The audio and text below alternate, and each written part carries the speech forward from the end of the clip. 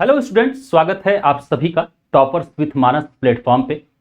मेरे प्यारे साथियों, जैसा कि आप सभी को पता ही है कि ये जो थंबनेल आपको दिख रहा है यहाँ पे कि एनसीईआरटी जो पढ़े कैसे, एनसीईआरटी की क्या अहम भूमिका होती है प्री प्लस मेंस की परीक्षा में। तो आज हम सभी इसी संबंधित बातों पे हम चर्चा करेंगे। मेरे प्यारे साथियों, आप सभी में से ऐसे बहुत सारे विद्यार्थी होंगे जो अभी लेटेस्ट कुछ समय पहले ही आए होंगे तैयारी के इस दौर में, और बहुत सारे ऐसे विद्यार्थी होंगे जो करीबन करीबन 4-5 वर्षों से अपनी तैयारी कर रहे होंगे। अब ऐसे में समस्या उनके साथ ये क्रिएट हो रही होगी कि कहीं ना कहीं वो प्रीलिम्स अगर दे भी रहे हैं और मेंस अगर नहीं हो पा रहा है, तो ये बहुत गंभीर समस्या है। ये सोचने वाली बात है कि आपका मेंस क्यों नहीं हो रहा। तो कहीं ना कहीं आपने जो एनसीईआरटी जो बुक है उस पर अच्छी कमांड आपने नहीं बनाई है, क्योंकि आप देखेंगे कि जो एनसीईआरटी बुक है वो आपको बेस प्रोवाइड करती है। तो आपको एक बार थोड़ा सा एनसीईआरटी पे फिर से एक बार अपनी मजबूत पकड़ बनाने की जरूरत है। आपने देखा होगा कि जब भी कोई घर बनता है तो उस घर की नींव जो होती है वो अपने आप में बहुत मजबूत बनाई जाती है। क्यों? उसका रीजन है।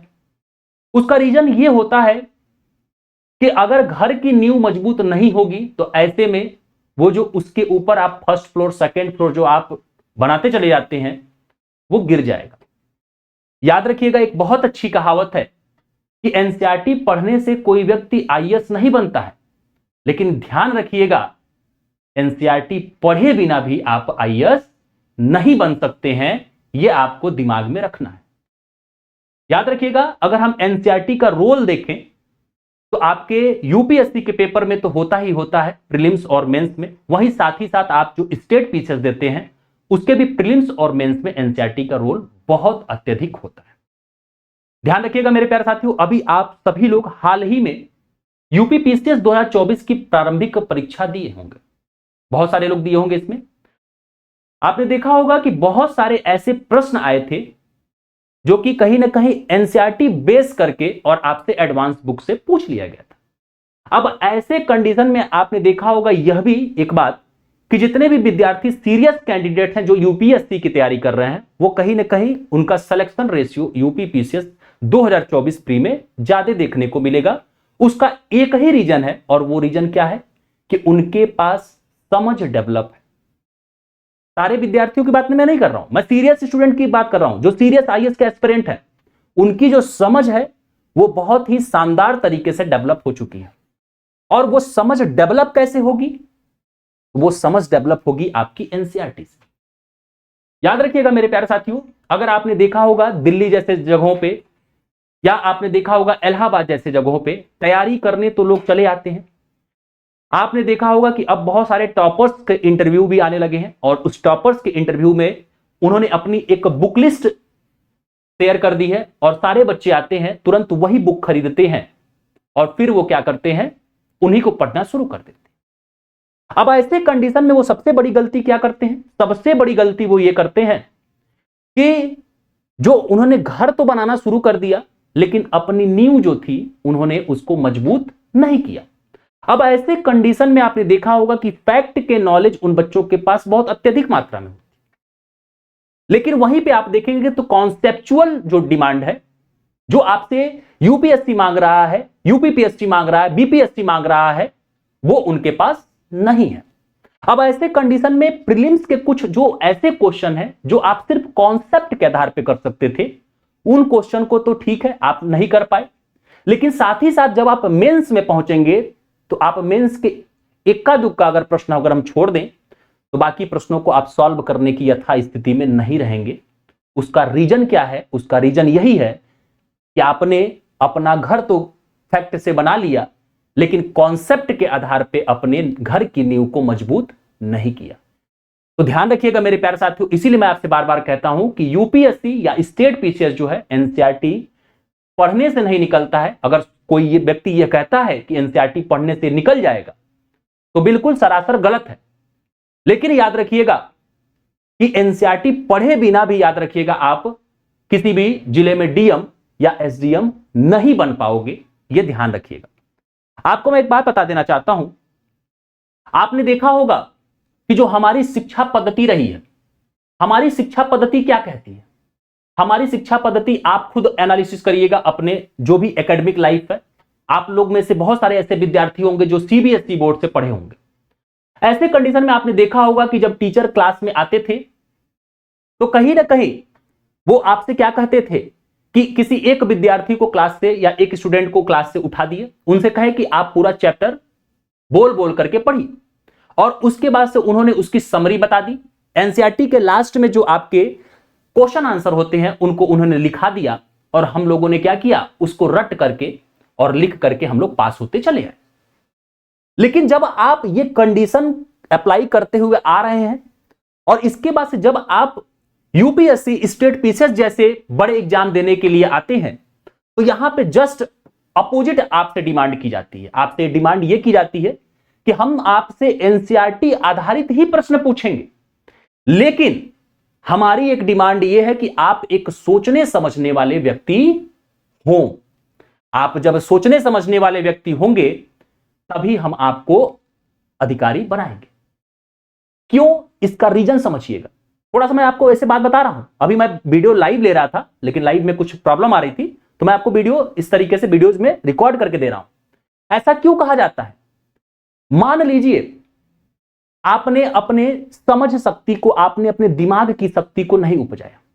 एकेडमिक लाइफ में तो चलिए हमने रटंतु विद्या उपयोग किया, हम पास करते हुए एक एक क्लास बढ़ते चले आए, लेकिन जब हम आ जाते हैं कहां पे, यूपीएससी और स्टेट पीसीएस जैसे बड़े अधिकारी बनने के लिए तैयारी में, तो ऐसी जगहों पे वो आपसे समझ की मांग करते हैं। वो आपसे कहते हैं कि अगर आप सोचने समझने वाले प्राणी, देखिएगा प्राणी मैं कह रहा हूं आपको, सोचने समझने वाले अगर आप प्राणी हैं तो आइए, आपका स्वागत है, और हम आपको क्वेश्चन देंगे और आप क्वेश्चन लिखिए और आप पास होकिए और आप जाकर के कहां पे, बड़े अधिकारी, जो आला अधिकारी हैं, उनके पद को सुशोभित करिए। अब ऐसे कंडीशन में आपको क्या लगता है कि जो एनसीईआरटी क्या करती है आपको? भाई एनसीईआरटी क्या करती है? एनसीईआरटी बहुत सारे बच्चे क्या करते हैं, एक एक बार पढ़ते हैं, उसमें से देख लिए, अच्छा प्लासी का युद्ध हुआ 1757 में हुआ, उसको नोट डाउन कर लिए। लेकिन अगर उनसे मैं पूछूं कि प्लासी का युद्ध हुआ तो हुआ क्यों, अगर मैं उनसे पूछूं कि बक्सर का युद्ध हुआ तो हुआ क्यों, अगर मैं उनसे पूछूं कि अंग्रेज जब भारत में व्यापार करने आए तो क्या ऐसी कंडीशन बन गई कि अंग्रेजों ने भारत में राजनीति में हस्तक्षेप कर दिया, अगर मैं उनसे पूछूं कि औपनिवेशिक काल क्या होता है, तो ऐसे क्वेश्चन में आप देखेंगे कि उनके पास नॉलेज बहुत है लेकिन कॉन्सेप्ट की समझ है कम है, और ऐसे कंडीशन में वो जवाब नहीं दे पाएंगे। ऐसा नहीं कि सारे बच्चों के लिए मैं कह रहा हूं, कुछ बच्चे जवाब दे ले जाएंगे जो सीरियस पढ़े हुए। इसीलिए आपने देखा होगा बहुत सारे बच्चे कहते हैं कि सर एनसीईआरटी तो हम बहुत बार पढ़ लिए हैं लेकिन कैसे प्रश्न आता है हमको पता नहीं।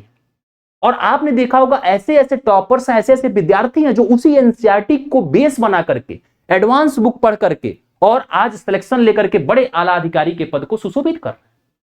तो उन्होंने क्या अंतर आपसे पढ़ा? आपके और उनके पढ़ाई में क्या डिफरेंस रहा? सिर्फ एक ही डिफरेंस रहा कि आपने क्या किया, फैक्ट इकट्ठा करने के लिए एनसीईआरटी पढ़ा, और उन्होंने क्या किया कि उन्होंने चीजों को समझने के लिए एनसीईआरटी पढ़ा।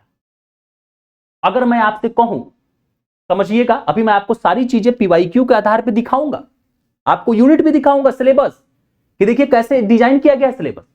अगर मैं आपसे कहूं कि बताओ बाबू तापमान क्या होता है, तो बहुत सारे बच्चे कहेंगे तापमान ये क्या होता है भाई। तापमान के बारे में वो हमेशा पढ़ रहे हैं लेकिन उनको ये नहीं पता है कि तापमान क्या होता है।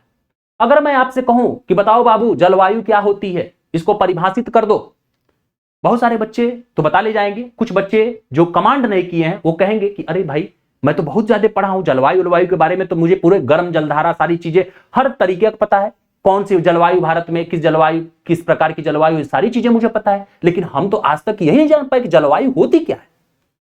अब ऐसे कंडीशन में यूपीएससी जैसे एग्जाम में 2021 या 2020 में, मुझे एग्जैक्ट याद नहीं आ रहा, एक प्रश्न आ गया था, और देखिएगा मेंस में वो प्रश्न पूछा गया, कितना सामान्य सा सरल सा प्रश्न पूछा गया था कि मौसम वैज्ञानिक कैसे पता लगा पाते हैं कि कल बारिश होगी या कल धूप निकलेगा या कल हल्की बारिश के साथ धूप निकलेगा।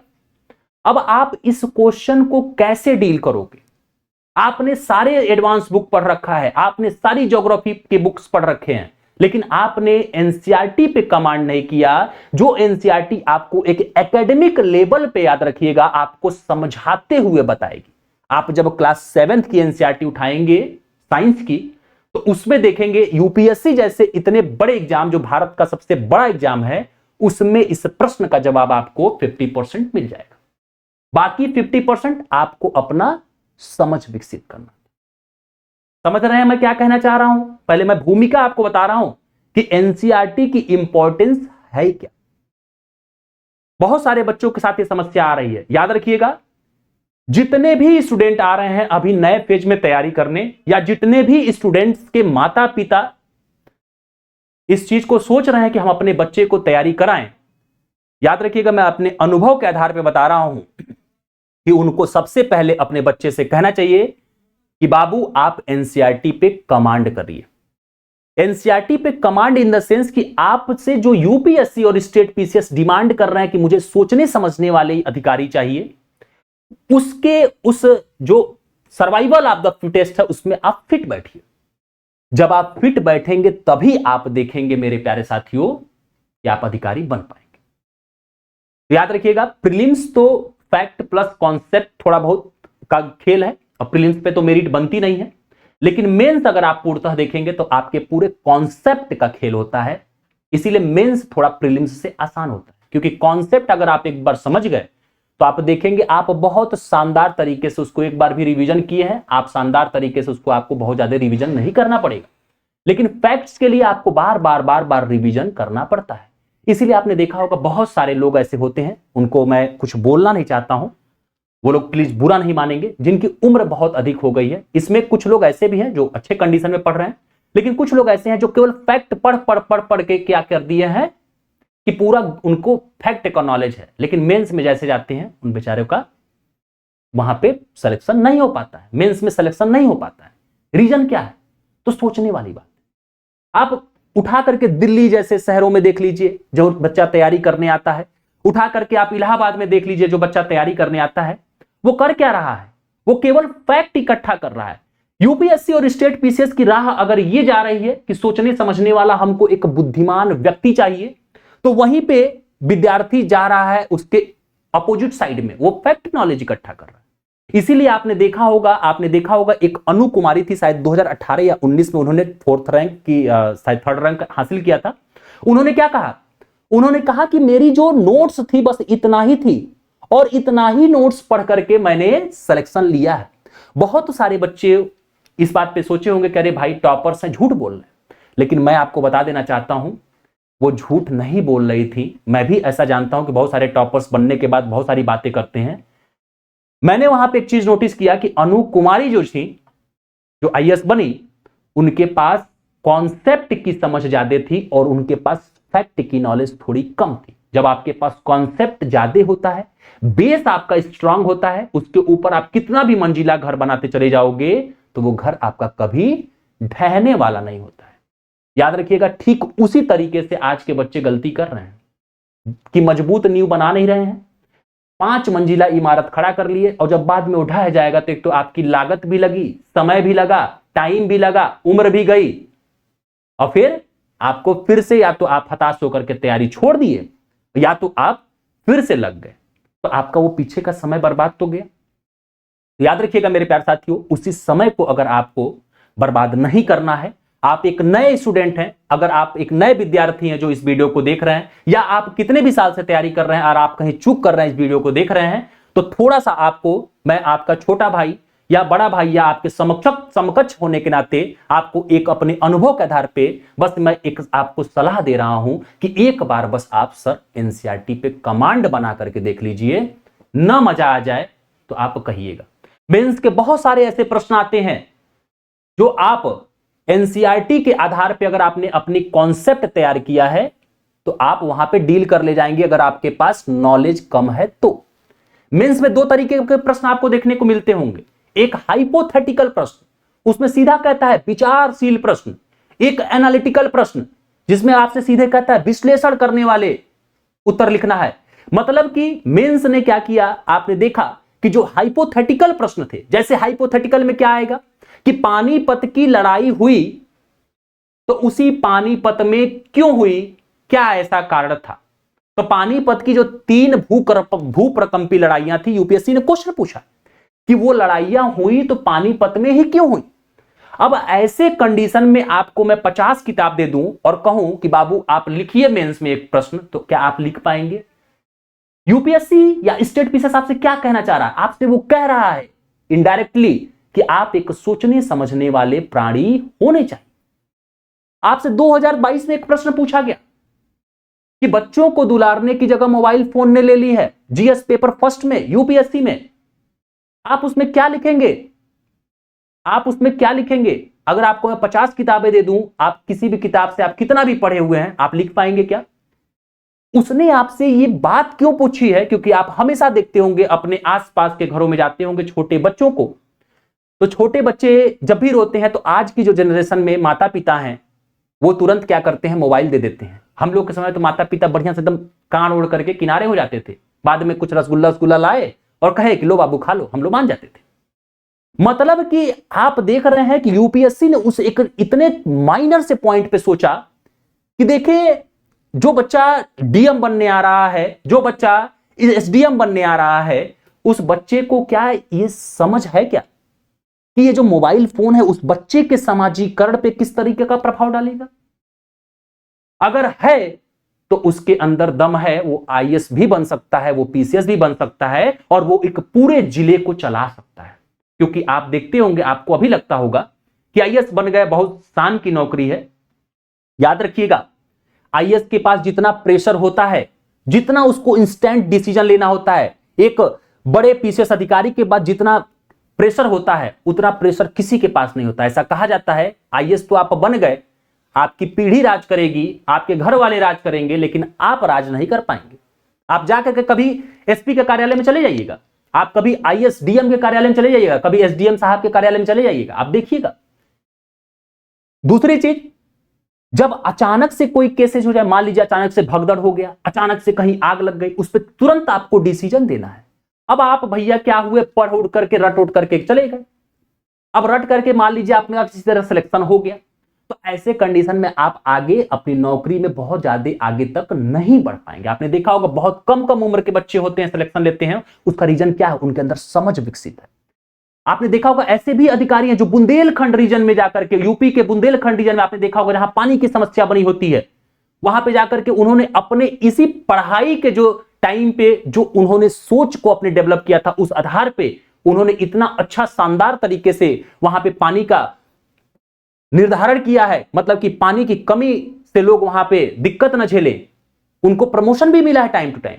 तो उन्होंने अपनी इसी तैयारी की ही जो समय पे उन्होंने अपनी सोच को उपज किया, वही जो सोच है, वही जो समझ है, वो उनको तैयारी करने के बाद क्या कर रही है, फायदा पहुंचा रही है। मेरे प्यारे साथियों, अगर आप की बेसिक बिल्कुल कमजोर है तो मैं आपसे हाथ जोड़ करके अनुरोध करता हूं और मैं आपसे बार बार कहता हूं कि एनसीईआरटी, मैं ये नहीं कहना चाह रहा हूं कि एनसीईआरटी केवल पढ़ने से ही आप आईएएस और पीसीएस बनोगे, लेकिन एनसीईआरटी पढ़े बिना भी नहीं बन पाओ। याद रखिएगा, एनसीईआरटी आपको समझ विकसित करती है, एनसीईआरटी आपको सोचने वाला प्राणी बनाती है। जिस बेस पे आप यूपीएससी में आकर के एनसीईआरटी पढ़ते हो, जिस तरीके से हम लोग एनसीईआरटी आपको पढ़ना सिखाते हैं, याद रखिएगा अगर वही जो हमारे टीचर थे क्लास 6 से 12th तक, अगर उसी बेस पे जिस तरीके से यूपीएससी कहती है, अगर वैसे एनसीईआरटी हमें पढ़ाना शुरू कर दें, तो मैं ये चैलेंज देता हूं कि 12th के बाद वो जो बालक होगा वो आईएएस क्रैक करने के लायक होगा, बशर्ते उसको उस 6 से 12 क्लास तक में उसकी माइंड को एकदम उपजा देना है, उपज कर देना है, उसके पास अथाह विचार शक्ति हो, उसके पास रटा हुआ नॉलेज ना हो, उसके पास समझ अपनी डेवलप। आप कभी सोच के देखिएगा मेरी इस बात को, बड़ा ही गंभीर मुद्दा आपको बता रहा हूं। हम लोग आधा अधूरा तैयारी कर रहे हैं और इस आधा अधूरा तैयारी में ही आपको क्या होती है, दिक्कत क्रिएट होती है। आइए अब हमने ये देखा, थोड़ा सा हम आपको यहां पे दिखाने का प्रयास करते हैं कि देखिए एनसीईआरटी क्यों है जरूरी, क्या आपको एनसीईआरटी पढ़ने की क्यों जरूरत है। जैसे मान लीजिए अभी मैं हिस्ट्री की क्लास कल से स्टार्ट करूंगा एनसीईआरटी की, इसमें आपको लाइन बाय लाइन आपको पढ़ाऊंगा। जब मैं तैयारी करता था, इलाहाबाद में रहता था, जीएस वर्ल्ड कोचिंग थी, वहां पे जब मैं जाता था तो हमेशा आपने देखा होगा पेपर में इलाहाबाद में सबसे पहले फ्रंट पेज पे छप जाता है कि जब भी कोई आईएएस का रिजल्ट आता है यूपीएससी के द्वारा, तो उसमें आपने देखा होगा कि किसी आईएएस को बुला करके कोचिंग वाले वहां पे बच्चों के जो भी सॉल्यूशन होते हैं, जो भी दिक्कतें होती हैं, उनको दूर कराते हैं। मैं किसी भी कोचिंग में होता था, मैं अपना साक्षात बता रहा हूं, मैं खुद पहुंच जाता था। और मैं पहुंचने के बाद से वहां पे सीधे जाकर के एक चीज यही पूछता था कि सर आप जो ये कहते हैं कि मेंस में यूनिट को तोड़ तोड़ करके पढ़ो, ये तोड़ना कैसे है? अब उनके पास टाइम नहीं होता था क्योंकि ये लॉन्ग प्रोसेस है, थोड़ा सा सोचने समझने वाला प्रोसेस है, तो वो वहां पे थोड़ा सा बातें बता करके निकल लेते थे। फिर मैंने सोचा कि क्यों ना मैं इस पे मेहनत करूं। मैं इलाहाबाद के तेलियरगंज लाइब्रेरी में था और मैंने 1 साल एनसीईआरटी पे मेहनत किया। और मैं आपको बता दूं, मैंने एक ऐसे ही यूट्यूब चैनल पे उस टाइम पे जीएस पेपर फर्स्ट का बस मैंने एक एनालिसिस डाला था यूनिट वाइज, और एनसीईआरटी ने मुझे इतना सोचने समझने लायक बनाया कि मैं आपको बता देता हूं कि उस वीडियोज पे सब्सक्राइबर नहीं थे, लेकिन व्यूज अगर आप देखेंगे तो 58,000 व्यूज है। उस वीडियोज से मेरे पास ऐसे ऐसे लोगों के कॉल आए, आपको मैं बता देना चाहता हूं, मैं झूठ नहीं बोल रहा हूं, आप लोगों को यह ना लगे कि झूठ बोल रहा हूं, आप लोगों को मैं साक्ष्य भी दे दूंगा, आप लोग कहेंगे तो। जीआईसी लेक्चरर जो ऑलरेडी सेलेक्टेड हैं, उन लोगों ने फोन करके मुझसे उस पेपर्स को, 4 पेपर को जो जीएस के होते हैं उनको समझा। उस टाइम पे 2017-18 की बात बता रहा हूं, उनके 18 की बात बता रहा हूं, ठीक ना। उनके कहीं ना कहीं प्रीलिम्स के पॉइंट्स देखिए, वो ऑलरेडी सेलेक्टेड हैं, प्रीलिम्स निकल रहा है लेकिन मेंस नहीं हो रहा, तभी वो उस वीडियो से मेरा नंबर लेकर के मेरे पास कॉल किए। तो मैं तुरंत समझ जाता था कि इनके पास थोड़ी सी समझने की जो शक्ति है वो थोड़ा सा कम है, और वो कौन सिखाएगा? एनसीईआरटी। आपने देखा होगा कितना शानदार अक्षरों में। अभी मैं आपसे पूछूं, आप कहोगे सर पूरी पॉलिटी तैयार है, आ जाओ भाई, अभी उसी एनसीईआरटी से क्वेश्चन पूछूंगा अभी संविधान क्या होता है। अरे सर पॉलिटी तो हम पढ़ लिए। अभी मैं पूछूंगा चलो किताबों पे लिखा होता है कॉन्स्टिट्यूशन एंड पॉलिटी, इसमें डिफरेंस क्या होता है? अरे सर ये तो पढ़े ही नहीं, हमको तो पूरा मूल अधिकार तैयार है, पूरा नीति निर्देशक तत्व तैयार है, हम तो ये पढ़वे नहीं किए। तो भैया हम किस बेस पे मान ले कि आपका सिलेक्शन हो जाएगा? इंटरव्यू बोर्ड आपसे पूछ लेगा बेसिक सा क्वेश्चन, आप कैसे बताओगे? आप इतने बड़े आला अधिकारी बनने की बात सोच रहे हो तो आपको थोड़ा सा सोचने समझने वाला प्राणी बनना पड़ेगा। आपको मैं बता दूं मेरे प्यारे साथियों, आपने देखा होगा एनसीईआरटी जब आपने पढ़ा होगा, ऐसा कोई विद्यार्थी नहीं है जो एनसीईआरटी नहीं पढ़ा होगा। उसमें बूझो कहती है, मान लो तुम विधि मंत्री होते तो तुम क्या करते? अब हम लोग कहते हैं बूझो पहेली का कहावत पढ़े निकल गए। हमारा तो बस नोटिस करना है कि भैया संविधान बनकर तैयार कब हुआ, पूर्ण रूप से लागू कब हुआ, कई आर्टिकल लागू किए गए। अब वहां पे जो बूझो ने पूछा कि मान लो फलाना कुछ भी नाम हो कि तुम इस जगह पे डॉक्टर बी.आर. अंबेडकर की जगह होते विधि मंत्री तो क्या करते? तो जहां पे हमें बौद्धिक चुगाली करनी थी वही एनसीईआरटी की, जिससे हमसे यूपीएससी और स्टेट पीसीएस डिमांड कर रहा है जिस चीज के लिए, वही हम नहीं पढ़ रहे हैं। बाकी फालतू की चीजें हम सब पढ़ रहे हैं। फालतू की चीजें वो सारी चीज एडवांस बुक में भी दिया है, उससे ज्यादा दिया है। मैं यहां ये नहीं कह रहा हूं कि एडवांस बुक खराब है और एनसीईआरटी अच्छी है, मैं वहां यह कहना चाह रहा हूं कि आपको उस क्लास 6 का विद्यार्थी मान करके आपसे वहां सोचने के लिए मजबूर किया गया है, आपसे वहां सोचने पे मजबूर किया गया, आपके मस्तिष्क को जबरदस्ती प्रेशर क्रिएट किया जा रहा है कि बच्चा सोचे। और क्लास 6 के जो टीचर हैं जो पढ़ा रहे हैं वो भी उस पर काम नहीं कराते हैं, उनको तो सैलरी चाहिए, निकल लेना है, बस क्वेश्चन आंसर आया वहीं से कराया निकल लिए। अगर मान लीजिए आपने 1 दिन लगाया, 2 दिन लगाया, 3 दिन लगाया और तीसरे दिन आपके पास एक थॉट आ गया, यार हम विधि मंत्री होते तो हम ये करते, गलत ही थॉट आ गया, आप उठा के देख लीजिएगा कितना कॉन्फिडेंस का लेवल जो आपका होगा वो बूस्ट कर जाएगा। आप उठा के देखिएगा आपका कॉन्फिडेंस लेवल, आपकी जो सोचने समझने की शक्ति एकदम अधिकारियों वाली धीरे धीरे धीरे धीरे बनती चली जाएगी। एनसीईआरटी में सबसे मेन काम यही करना होता है। अभी आप ट्राई करिएगा, आप एक प्रैक्टिकल करिएगा, आप एनसीईआरटी का एक चैप्टर क्लास 6 का सबसे बेसिक उठा करके पढ़ लीजिएगा और लास्ट के जितने सारे अध्याय में क्वेश्चन दिए गए होंगे उनको सॉल्व करिएगा। अगर आप लिख पा रहे हैं तो आप मानिएगा आपके पास उस एनसीईआरटी के टॉपिक की समझ है, तब आप लिख पा रहे हैं। बहुत सारे लोग एनसीईआरटी के लास्ट के चैप्टर में जो अध्याय दिए गए हैं वही नहीं लिख पाते। क्यों? रीजन रटने वाली पद्धति, और जब तक आप इसको दूर नहीं करेंगे आप सिलेक्शन नहीं पा पाएंगे। आप किसी से भी पूछ लीजिए, हो सकता है इसमें बहुत सारे लोग मुझे गरिया दें, हो सकता है इसमें बहुत सारे लोग मेरी बात से एग्री हो जाएं, कोई दिक्कत नहीं, मैं सबके आदर भाव का सम्मान करूंगा, ये ध्यान रखिएगा। लेकिन मैं एक कड़वा सत्य बता रहा हूं, एकदम एग्जैक्ट आपको बता रहा हूं। आप किसी भी कोचिंग में जाइए, किसी भी कोचिंग में आप एडमिशन लेने से पहले आपकी एनसीईआरटी पे कमांड मजबूत होनी चाहिए, क्योंकि कोचिंग वाला आपको यह नहीं बताएगा कि बाबू तापमान क्या होता है, कोचिंग वाला नहीं बताएगा बाबू टेम्परेचर क्या होता है, जलवायु क्या होती है, औपनिवेशिक क्या होता है। कोचिंग वाला तो बस आपको पढ़ाता चला जाएगा, बेसिक चीज वो आपको नहीं बताएगा। बेसिक चीज आपको ही कमांड करना है, ये ध्यान रखिए।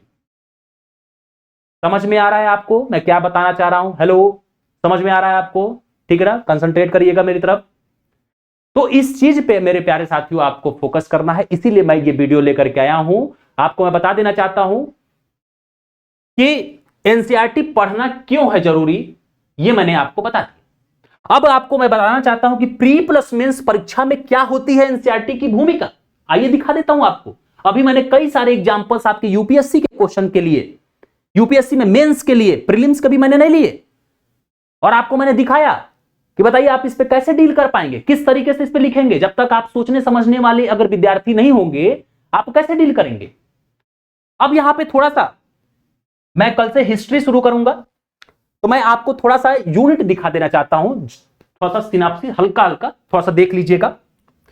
देखिएगा मेरे प्यारे साथियों, अगर आप मुख्य परीक्षा में देखेंगे तो जीएस के पेपर फर्स्ट में अगर हम सिलेबस के देखें तो आपकी 5 यूनिट है, उस 5 यूनिट हिस्ट्री की है, और 5 यूनिट में से 4 यूनिट आपकी इंडियन हिस्ट्री की है, और 5वां यूनिट जो है वो आपका दिया गया है वर्ल्ड हिस्ट्री के बारे में। और आपने देखा होगा कि वर्ल्ड हिस्ट्री से लगभग 1-2 क्वेश्चन आपसे पूछ लिए जाते हैं।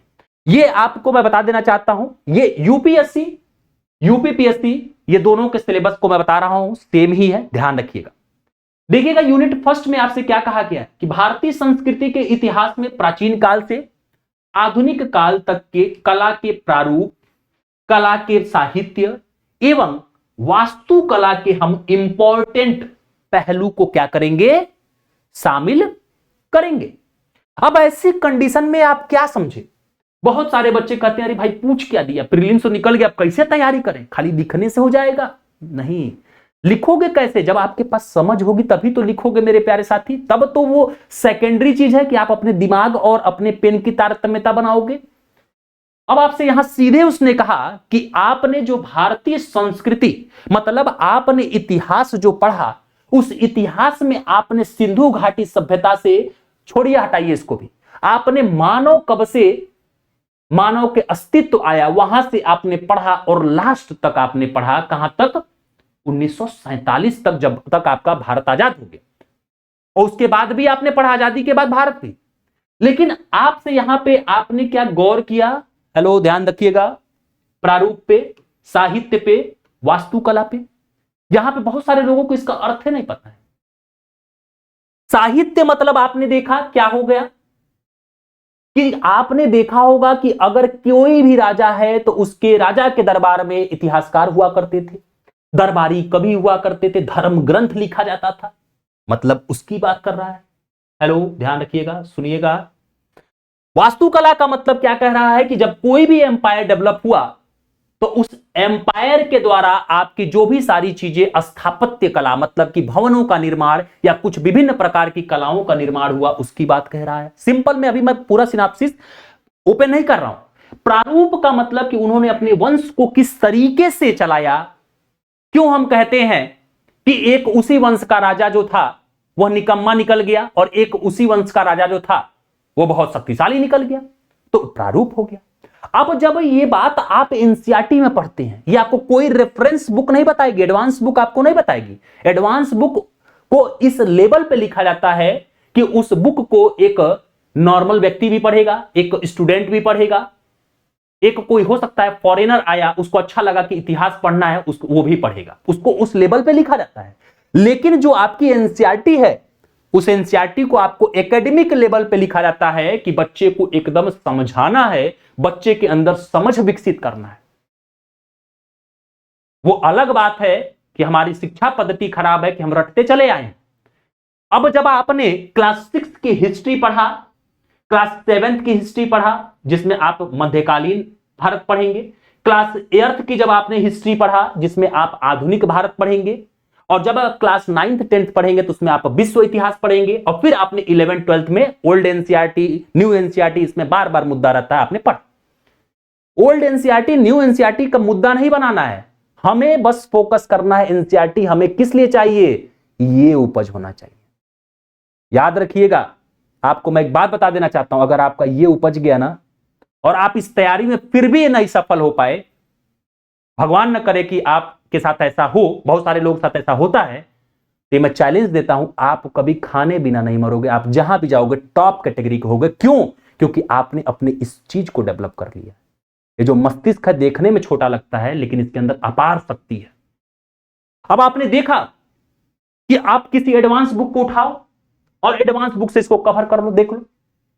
आप नितिन सिंघानिया पढ़ लीजिए, क्या होती है, देखिए कला संस्कृति की जो शायद किताब आती है, उसमें देख लीजिए, आपको अलग अलग पहलू हैं, कनेक्टेड नहीं है, तो आपको कनेक्शन कहां से मिलेगा?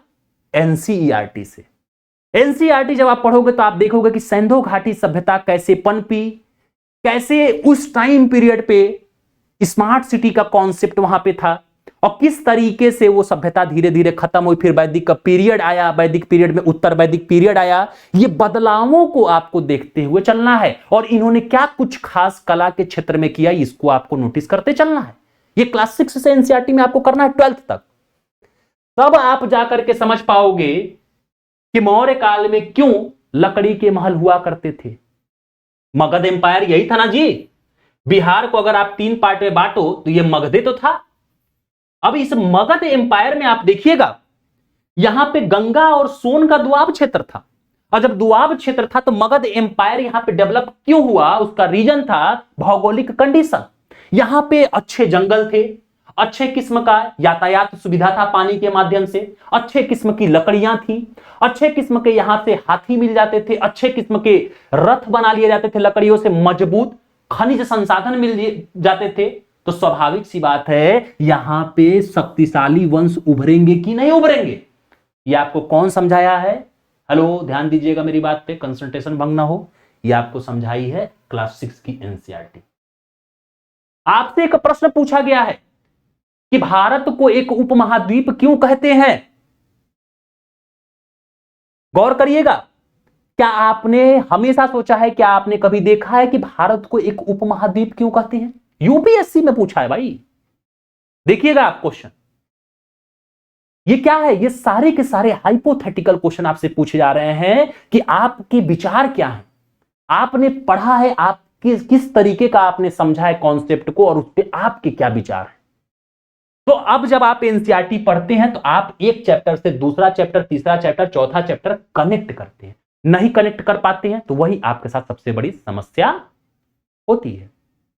दूसरा यूनिट देखिएगा, दूसरा यूनिट आपसे यहां पे साफ साफ कहता है हिस्ट्री में कि आधुनिक भारतीय इतिहास 1757 से 1947 तक के महत्वपूर्ण घटनाएं, व्यक्तित्व एवं समस्याएं आदि पे हम लोग क्या करेंगे? चर्चा करेंगे। जब आपसे साफ साफ कैटेगराइज कर दिया कि 1757 पलासी के युद्ध से भारत के स्वतंत्रता तक जब हम बात कर रहे हैं, कि जब यहां तक के हम महत्वपूर्ण घटनाओं की बात करेंगे, व्यक्तित्व की बात करेंगे, समस्याओं की बात करेंगे, तो क्यों नहीं आप पढ़ लिए उसको अच्छे से? ये कनेक्ट करना कौन सिखाएगी?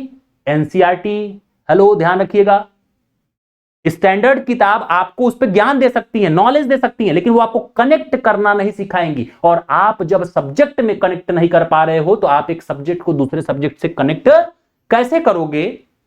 ये आप खुद सोच लेना, अपने अंतरात्मा से सोचना मेरे प्यारे साथियों। वीडियो को प्लीज अनदेखा मत करना, आप एक बार देख लेना, यही मान करके देख लेना कि भाई चलो एक कोई फर्जी आदमी बोल रहा है, फर्जी वीडियो है, यही मान लेना हमें। लेकिन बहुत काम की बात आज आपको बता रहा हूं, और मैं आपको बता दूं यूट्यूब पे ये चीज कोई नहीं समझाएगा, ये ध्यान रखिएगा। देखिएगा, तो ये हो गई। अब यहां पे जब आपने मान लीजिए एनसीईआरटी पढ़ा, आपने प्लासी का लड़ाई पढ़ा, वहां पे आपको क्लास 6 में समझाया, वहां क्लास अर्थ में आपको समझाया गया है कि प्लासी की लड़ाई हुई क्यों, क्या थी। तो आपने जब एक शब्द में आप कह देते हैं एक छल की लड़ाई थी, तो वो समझे आप, वहां फैक्ट याद नहीं करना पड़ा आपको, जब समझ गए कॉन्सेप्ट फैक्ट ऑटोमेटिक याद हो गया। उस तरीके से आप 1947 तक लेकर के गए, उसी में आपके बहुत सारे इंपॉर्टेंट पहलू आते हैं, उन सारे इंपॉर्टेंट पहलुओं से आपसे क्वेश्चन पूछा जाएगा। इन चीजों को कहां आप अलग से खोज पाओगे। व्यक्तित्व की बात किया, महात्मा गांधी, बी.आर. अंबेडकर, बाल गंगाधर तिलक, इस तरह के जो प्रमुख व्यक्तित्व हैं, इनसे भी आपसे प्रश्न पूछा गया है। मेंस में प्रश्न पूछा गया है कि डॉक्टर बी.आर. अंबेडकर और महात्मा गांधी के विचारों को स्पष्ट करिए।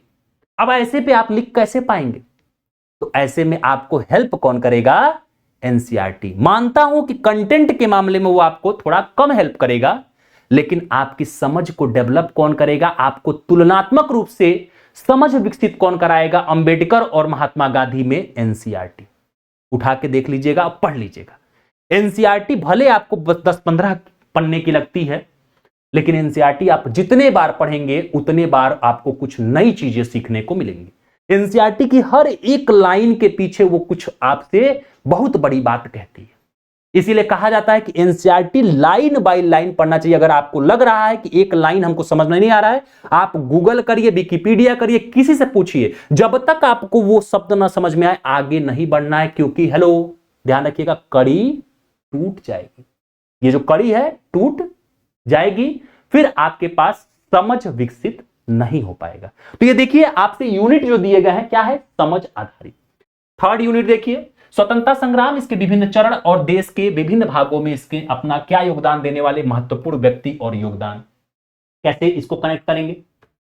स्वतंत्रता के लिए जितनी भी लड़ाइयां लड़ी गई, जितने भी स्वतंत्रता से संबंधित बातें की गई, उनके बारे में आप कैसे कनेक्ट कर लेंगे कि असहयोग कैसा आंदोलन था, भारत छोड़ो आंदोलन कैसा था। अगर आपसे कोई पूछ ले कि भारत छोड़ो आंदोलन और असहयोग आंदोलन में क्या डिफरेंस था, एक डिफरेंस बता दो, तो बच्चे कहेंगे असहयोग तो सर हमको पूरा तैयार है, फैक्ट सही। भारत छोड़ो आंदोलन तो हमको कहीं से पूछ लीजिए, फैक्ट। लेकिन जब इसमें तुलना करने की बात कर देगा, जब इसमें एक अंतर पूछ लेगा कि इन दोनों आंदोलनों में क्या था, वहां आप चकित हो जाएंगे। हेलो ध्यान दीजिएगा, ये आपको कौन सिखाएगी, एनसीईआरटी। तब आपसे कहीं से भी पूछा जाएगा, अगर आप इस पे समझ डेवलप कर लिए तो आप कहेंगे कि अरे भाई ये क्या बच्चों वाला क्वेश्चन पूछे, जबकि बहुत आसान प्रश्न है। अभी आपको टफ लग रहा होगा, जैसे जैसे समझ और समझ को डेवलप करने में धीरे धीरे धीरे धीरे एक प्रक्रिया लगती है, एक स्टेप लगता है, ये आपको ध्यान रखना है। आगे देखिएगा, आपसे यहां पे फोर्थ यूनिट क्या कहा जा रहा है कि स्वतंत्रता के बाद देश के भीतर एकीकरण और पुनर्गठन 1956। आपने देखा होगा कि जब हम स्वतंत्र हो गए तो किस तरीके से आपने देखा होगा कि देशी राज्यों को एकीकरण के माध्यम से किस तरीके से एकीकरण किया गया, ये सारी बातें आपने देखा होगा, ठीक है। तो जब एकीकरण किया गया तो ऐसे कंडीशन में आपने देखा होगा मेरे प्यारे साथियों कि आपसे 2018 पीसीएस जब से सब्जेक्टिव हुआ, 4 जीएस के पेपर ऐड हुए, उसी में पूछा था सरदार वल्लभ भाई पटेल के एकीकरण में राज्यों, देशी राज्यों के एकीकरण में भूमिका को स्पष्ट करिए। अब जब आपने एकीकरण को कैसे आप समझ पाएंगे, जब आपके पास एनसीईआरटी होगी और आप पे समझ आधारित होगा। समझ में आया?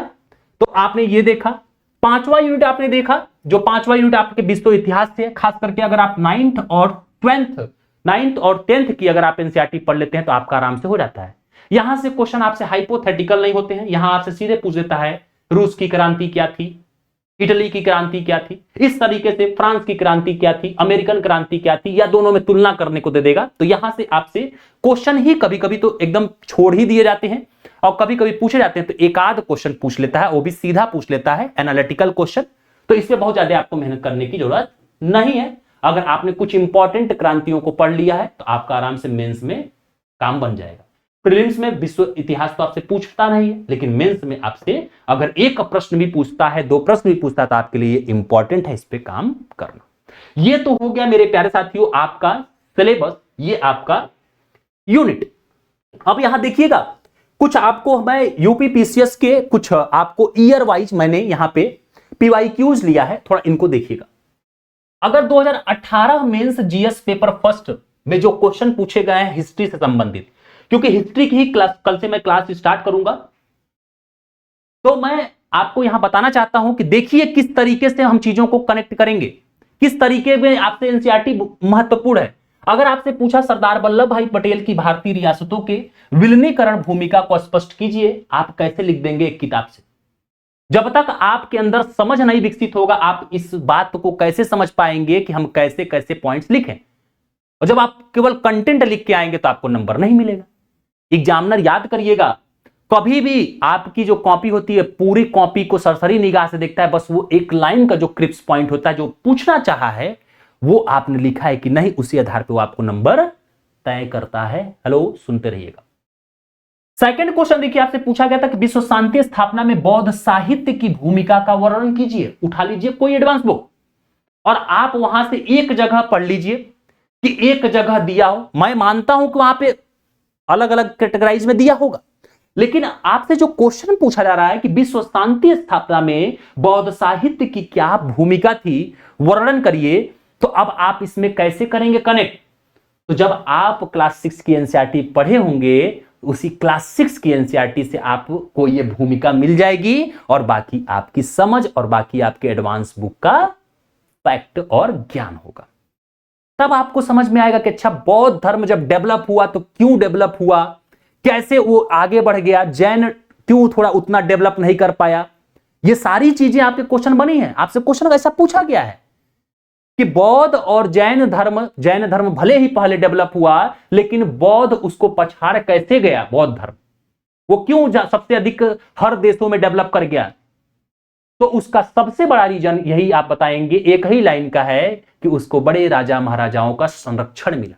अशोक ने क्या किया था? धम्म महामात्र नामक अधिकारी को नियुक्त किया और वो अधिकारी जाकर के विभिन्न देशों में प्रचार प्रसार करते थे, बौद्ध की शिक्षाओं को प्रचार प्रसार करते थे, अपने बेटा बेटी को खुद भेजा। ये समझ कहां से डेवलप होगी? ये आपको जब क्लास 6 की एनसीईआरटी पढ़ोगे, इसी तरह से लगातार आप 12 तक एनसीईआरटी पढ़ोगे, तो उसमें आपको एक एक स्टेप उठाया गया है, वहां पे आपकी समझ को विकसित करने का प्रयास किया गया है। इसीलिए आपने देखा होगा अभी तक तो क्लास 6 में आप एनसीईआरटी अगर देखा होगा तो हिस्ट्री की अलग थी, पॉलिटी की अलग थी, लेकिन अब इस समझ को और डेवलप करने के लिए नई शिक्षा नीति के तहत अब एक ही किताब होगी और उस एक किताब में दो chapter 2 polity, 2 chapter history, 2 chapter geography, इस तरीके से दिया गया है कंबाइन, ताकि आपको इंटर कनेक्टिंग सब्जेक्ट को यहां पे कनेक्ट करना सिखाया जा सके। अगर यहां पे कोई इस तरीके का टीचर देख रहा है, ये वीडियो टीचर देख रहे हैं अगर कोई ये वीडियो, तो मैं ये कहना चाहता हूं कि प्लीज इस चीज पे अप्लाई करिएगा, बच्चों को बहुत फायदा मिलेगा। वो बच्चे आगे जाकर के आपको बहुत विश देने वाले हैं, ये ध्यान रखिएगा, विशेष आपको बहुत देंगे, बहुत बहुत धन्यवाद करेंगे अगर वो कभी तैयारी किए तो। नहीं भी किए तो बहुत फिर भी आपको धन्यवाद बोलेंगे, क्योंकि ह्यूमैनिटीज जो होता है ना, ये बहुत ज्यादा लोग पढ़ते नहीं है। आपने देखा होगा लोग 10th तक पढ़ते हैं, 10th के बाद क्या करते हैं? ह्यूमैनिटीज के सब्जेक्ट हटा देते हैं। लेकिन जब आप एक बड़े अधिकारी बनेंगे तो ह्यूमैनिटीज की ही आपको आवश्यकता है। जब आप ये पढ़े रहेंगे तभी आप एक समाज को चला पाएंगे। आप टेक्निकल जानकारी के आधार पर समाज को नहीं चला पाएंगे। बहुत सारे लोग कहते हैं एनसीईआरटी कैसे सर, आईआईटी वाले, नीट वाले किस तरीके से हो जाते हैं? देखिएगा उसका 2 रीजन है। मैं हमेशा सोचता रहता हूं, हर पॉइंट पे सोचता रहता हूं, पूछता रहता हूं। याद रखिएगा, आईआईटीएंस जो होते हैं वो ऑलरेडी एक तो सबसे कम उम्र में 18-19 साल में एक बहुत बड़ा इंडिया का सबसे टफेस्ट एग्जाम क्लियर किए। उनका कॉन्फिडेंस हमारी अपेक्षा थोड़ा सा अधिक बूस्ट किया हुआ है। दूसरी चीज याद रखिएगा कि जब हम तैयारी के बाद जाते हैं तो हमने तैयारी तक क्या किया था? रटंतु विद्या से पढ़ करके बीए हुए, एमए में पास कर गए, और बाद में पता चला कि भैया सोचने समझने वाला प्राणी। वो 4 साल प्रैक्टिकल हुए हैं, 4 साल उन्होंने अपने दिमाग को पूरा सोचा है, कैलकुलेशन किया है, उस पर पूरा माजा है, और जब वो ह्यूमैनिटीज पढ़ने आते हैं तो उनको बड़ा मजा आता है। क्यों? क्योंकि उनके सोचने समझने की जो प्रणाली है वो डेवलप हो चुकी है उन 4 सालों में। और वो शानदार तरीके से फर्स्ट अटेम्प्ट सेकंड अटेम्प्ट में क्या कर लेते हैं, सिलेक्शन ले जाते हैं। और हम लोग क्या करते हैं, हम लोगों को ये प्रक्रिया डेवलप करने में अगर हम सीरियस स्टूडेंट हैं तो हमें 2 साल तो लगेंगे ही, कम से कम 6 महीने साल भर लगेंगे, तो उनसे 6 महीने साल भर हम पीछे ही हैं, और इस आधार पे हमें थोड़ा सा सिलेक्शन मिलने में देरी हो जाती है। तो मैं आपको यहां पे ये चीज समझाना चाह रहा हूं। यहां पे मैंने आपको ये 2 क्वेश्चन दिखाया। अब देखिएगा, यहां पे आपसे एक प्रश्न पूछा गया, हम 2018 तक का ही बस डिस्कस करेंगे, आपको मैं बस समझाना चाह रहा हूं कि क्यों एनसीईआरटी है जरूरी। तीसरा क्वेश्चन पूछा, महात्मा गांधी भारतीय राजनीति के मध्यम मार्गी दृष्टिकोण का प्रतिनिधित्व करते हैं, तर्कपूर्व व्याख्या कीजिए। ले भैया, महात्मा गांधी पूरा तैयार है। 9 जनवरी 1915 को महात्मा गांधी आए, भारत आ गए, और 1998 में कहां गए थे, तो वहां गए थे, दक्षिण अफ्रीका गए थे, दादा अब्दुल्ला का केस लड़ने गए थे। पहली बार कांग्रेस के 1901 के अधिवेशन में आ गए थे। उसके बाद से जब ये भारत पूर्ण रूप से आ गए तो 1916 के अधिवेशन में लखनऊ में पहुंचे, जहां अंबिका चरण मजूमदार क्या कर रहे थे मेरे प्यारे साथियों, अध्यक्षता कर रहे थे। यहीं पे राजकुमार शुक्ला मिले, जो 1917 के चंपारण में आने के लिए गांधी जी को आमंत्रित किए। गांधी जी वहां गए, खूब शान से उन्होंने क्या किया, चंपारण में सत्याग्रह को सफल किया। फिर खेड़ा पहुंचे, फिर अहमदाबाद मिल पहुंचे, फिर खेड़ा पहुंचे, फिर इस तरीके से असहयोग और पूरा सविनय अवज्ञा आंदोलन, दांडी मार्च, भारत छोड़ो आंदोलन तक हमको सब पता है। हम ओवर कॉन्फिडेंस, भाई हमको तो सब पता है। अब लो भैया, गए मेंस में, पूछा क्वेश्चन, महात्मा गांधी भारतीय राजनीति के मध्यम मार्गी दृष्टिकोण का प्रतिनिधित्व करते हैं। इस पे अपना तर्क दीजिए, इस पे आपको अपना लॉजिकल एक्सप्लेनेशन देना है। अब ऐसे में आप क्या कह सकते हैं, अब कहेंगे भाई पूछ कहां से दिया, तो ये सिखाएगा कौन, एनसीईआरटी। जब आप एनसीईआरटी में महात्मा गांधी को पढ़ते हैं तो उनके विचारों को भी पढ़ते हैं, वहां आपको कार्टून बना करके अच्छे से चीजों को सोचवाने पे मजबूर किया गया होता है। और जब आप उस पर सोचते हुए एक एक चैप्टर को कंप्लीट करते हैं, आप देखेंगे आपको मेंस का मैं कोई भी क्वेश्चन दे दूं, आप 99% क्वेश्चन को डील कर ले जाएंगे कि इसमें लिखना क्या है। सबसे बड़ी समस्या तो विद्यार्थियों के साथ मेंस में यह भी आती है कि भाई इसमें लिखना क्या है, पूछा कुछ और, लिख कुछ और दिए। ले भैया, हो गई भूमिका। अभी तो मैं ये 2018 का पेपर दिखा रहा हूं। इस 2018 के पेपर में भी थोड़ा आसान प्रश्न थे, यूपी पीसीएस का है। एक 19, 20, 21, 22, 23 का भी देख लीजिएगा। धीरे धीरे चीजें बदल रही हैं, और आप केवल प्रीलिम्स की तैयारी करके, प्रीलिम्स निकाल करके आप सफल नहीं हो सकते। उसके लिए आपको मेंस के लिए पढ़ना ही पड़ेगा। ये ध्यान रखिएगा, मैं आपसे हाथ जोड़ के विनती कर रहा हूं। अगर आप केवल प्रीलिम्स रट करके तैयारी कर रहे हैं, या आप ज्ञान ले लिए, फैक्ट ले लिए हैं, कॉन्सेप्ट नहीं बना रहे हैं, तो आप प्लीज अपने समय स्पॉइल मत करिए, अपने माता पिता के टाइम को स्पॉइल मत करिए, उनके पैसे को ना बर्बाद करिए। आप कोई और रास्ता चुन लीजिए। अगर आपको तैयारी करना है तो आप शानदार तरीके से ऐसा तैयारी करिए कि मेंस और प्रीलिम्स दोनों आपका हो जाए। तीसरा क्वेश्चन आगे देखिएगा, चौथा क्वेश्चन आपसे पूछा, 200 वर्षों के ब्रिटिश शासन ने भारतीय अर्थव्यवस्था के मेरुदंड को छत्रगतित कर दिया। मेरुदंड मतलब क्या हुआ मेरे प्यारे भाई, रीढ़ की हड्डी। रीढ़ की हड्डी की बात कर रहा है कि रीढ़ की हड्डी को क्षतिग्रस्त कर दिया। अब यहां पे बहुत सारे बच्चे, ले भैया पूरा हमने तो पढ़ लिया भैया, इतिहास, आधुनिक इतिहास तो हमारा पूरा तैयार है, कहां पूछ लिया भैया। अब ऐसे कंडीशन में ले गड़बड़ा गया सारी चीजें। अब जब गड़बड़ा गया तो जो बच्चा एनसीईआरटी पे अपनी समझ विकसित किया, वो चुपचाप मेंस में देखेगा, मुस्कुराएगा, कहेगा आहा मजा आ गया। कैसे मजा आ गया, वो सीधा कहेगा अरे भाई 200 वर्ष की बात कर रहा है, 1757 से पलासी की लड़ाई से 1857, 100 साल, और 1857 के बाद से 1947 ले लो, मोटा मोटा 200 वर्ष तक हमारे यहां भारत में तो इन्होंने राज किया। और 200 वर्षों में आपने देखा कि जिस भारत को सोने की चिड़िया कहा जाता था, उनको तोड़ मरोड़ करके लूटा, जैसे मर्जी वैसे लूटा, द्वैध शासन लगा के लूटा, संधि लगा के लूटा, हर तरीके से लूटा। तो स्वाभाविक सी बात है कि अगर आपको एकदम लूट लिया जाए, आपकी अगर ये जो रीढ़ की हड्डी है, इसको अगर मैं मार के तोड़ दूं, तो आप जीवन भर ऐसे सीधा खड़े नहीं हो पाओगे। इसीलिए आपने देखा होगा, हमेशा कोई समझाता है गांव में कि सांप आ जाए तो सांप अगर फन मार रहा है तो उसके यहां पे मारो, ताकि उसका स्पाइनल कॉर्ड टूटे और वो उठ करके आपको काट ना पाए। तो अंग्रेजों ने किस तरीके से भारतीय अर्थव्यवस्था की इस रीढ़ की हड्डी को तोड़ा, तो अब यहां पे जो बच्चा एनसीईआरटी पढ़ा है, अपनी समझ विकसित किया है, उसको एक हेल्प ये मिल गया, कंटेंट उसके पास कम है, आपके पास बहुत अधिक है, लेकिन आप समझे नहीं पाए, और वो समझ गया कम कंटेंट में उसने अच्छा प्रस्तुतिकरण दे दिया और आपसे अच्छा आंसर लिखा और शानदार तरीके से एसडीएम बन गया।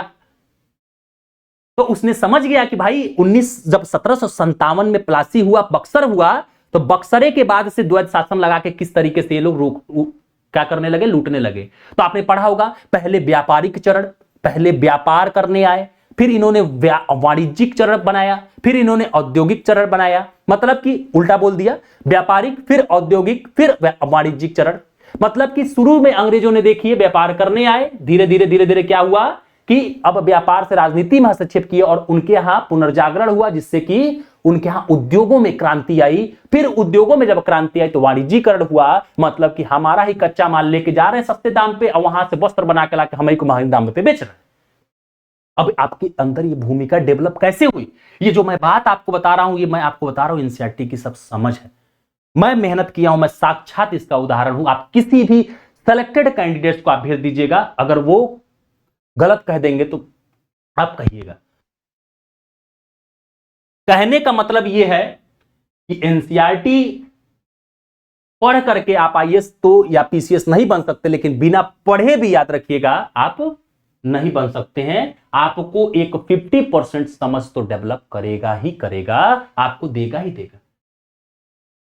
आप सीधे किसी भी बहुत अच्छे जो भी भैया हैं, चाचा हैं, तैयारी करते हैं, उनसे जाके एक बार सीधा क्वेश्चन करिएगा, बताइए ना, मौसम वैज्ञानिक कैसे पता कर लेते हैं कि कल दोपहर होगा, कल धूप होगा, परसों बारिश होगी, तरसों ये शीतलहर पड़ेगी, कैसे पता कर लेते हैं? देखिएगा बहुत सारे लोग नहीं बता पाएंगे, बहुत अच्छे तैयारी करने वाले, क्योंकि उनकी समझ विकसित नहीं है। तो मेरे प्यारे साथियों, आप सभी से विनम्र हाथ जोड़ करके निवेदन है कि अपनी समझ को विकसित करिए, जितना हो सके उतना समझ को विकसित करिए। आपको 6 महीना लगेगा, 7 महीना लगेगा, लेकिन इस 6-7 महीने के बाद आप जब एक नया इंसान बन के उभरेंगे ना, तो आपका सिलेक्शन 2 महीने का खेल रहेगा, यह ध्यान रखिएगा। तो इसमें मेरे बहुत सारे ऐसे भी बड़े भाई बहन टाइप में भी लोग जुड़े होंगे, बहुत सारे लोग मेरे समकक्ष जुड़े होंगे, बहुत सारे हमसे उम्र में छोटे जुड़े होंगे।